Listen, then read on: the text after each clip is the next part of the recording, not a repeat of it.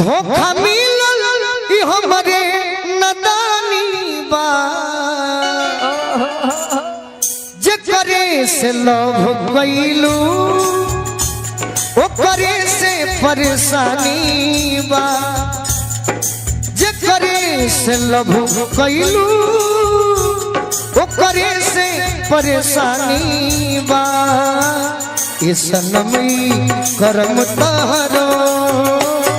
लागे खानदानी बा इस सनमी करम तहरो लागे खानदानी बा।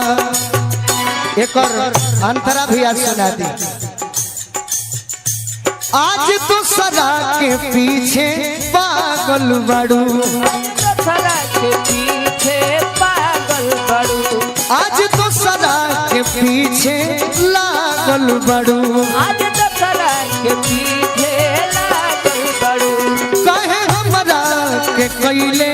पागल बड़ू कहे हमरा के कइले पागल बड़ू के हमरा से प्यार अब चिन्हेलू ना यार के हमरा से प्यार अब चिन्हेलू ना यार सोनू संग दिल संग बुझो जनी जानी बा जे करे से लव कइलू ओ करे से परेशानी बा ये सनमी करम तहरो लागे खानदानी बा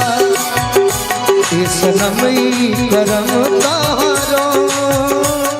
लागे खानदानी। और कहा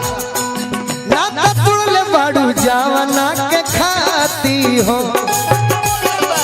जवाना के खाती हो उमिली न तहरा गवाना के राती हो उमिली न तोहरा गवाना के राती हो ना तोड़ले बाड़ू जवाना के खाती हो उमिली न तहरा गवाना के राती हो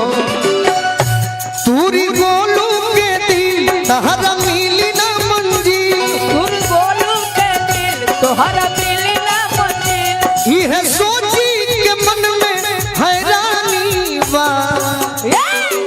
जे करे से लव कइलू ओ करे से परेशानी बा ये सनमी करम तहरो